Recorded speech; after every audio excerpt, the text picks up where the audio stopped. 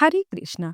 नमस्कार दोस्तों, आप समस्त श्रोतागण का आपके YouTube चैनल जीवन अमृत पर हार्दिक अभिनंदन है। आज की वीडियो में हम बात करने वाले हैं योगिनी एकादशी की।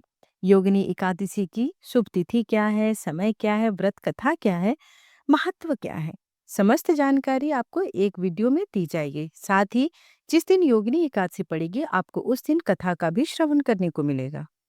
तो अब तक आप अगर हमारे चैनल के साथ नहीं जुड़े हैं तो चैनल को सब्सक्राइब कर लीजिए ताकि मेरे आने वाले वीडियोस की नोटिफिकेशंस आपको समय पर मिल सके।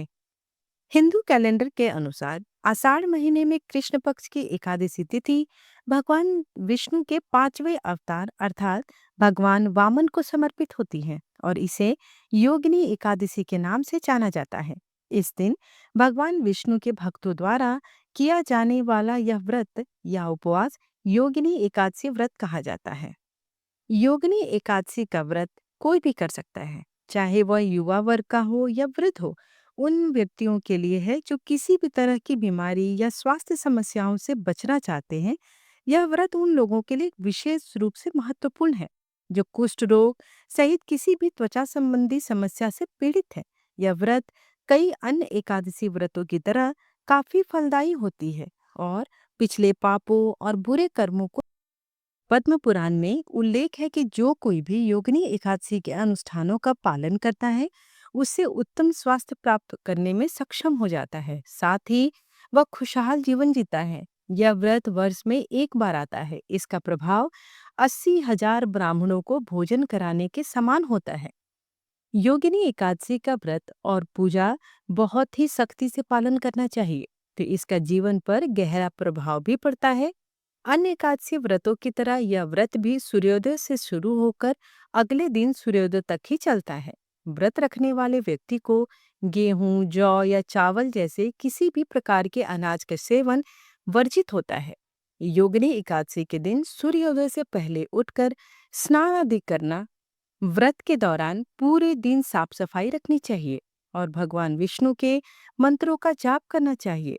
व्रत के अनुसार व्रती को रात में जागकर भगवान विष्णु से अच्छे स्वास्थ्य की प्रार्थना करनी चाहिए। सर्वप्रथम जान लेते हैं कि योगिनी एकादशी की शुभ तिथि क्या है। आषाढ़ मास कृष्ण पक्ष की योगिनी एकादशी 21 जून 2025 दिन शनिवार को प्रारंभ हो रही है। वहीं 22 जून 2025 को रविवार के दिन वैष्णव एकादशी का व्रत रखा जाएगा। 21 जून 2025 शनिवार के दिन का शुभ पंचांग कुछ इस प्रकार है। ब्रह्म मुहूर्त सुबह 4:10 से 4:58, सूर्योदय सुबह 5:46, सूर्यास्त शाम 7:11 पर होगी। वहीं अभिजीत मुहूर्त दोपहर 12:01 से 12:55, गोधूली मुहूर्त शाम 7:21 से 7:41। राहु काल सुबह 9 बजे से लेकर 10:30 बजे तक रहने वाली है। ध्यान देने योग्य बात यह है कि राहु काल के दौरान आपको कोई भी पूजा पाठ नहीं करनी है, ना ही किसी शुभ काम का शुरुआत करना है, क्योंकि इस दौरान अगर आप करते हैं तो वह कार्य अवश्य ही बाधित होता है। अभिजीत मुहूर्त में आप किसी भी शुभ कार्य का या नए कार्य का आरंभ करना चाहते हैं तो बिल्कुल करें, उसमें सफलता अवश्य ही मिलती है।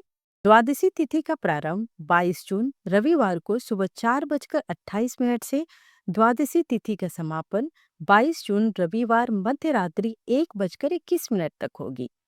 22 जून के दिन का पंचांग ब्रह्म मुहूर्त सुबह 4:10 से 4:58 होगी। सूर्योदय सुबह 5:46, सूर्यास्त शाम 7:11 और प्रातःकाल पूजा मुहूर्त सुबह 4:24 से 5:24 होगी।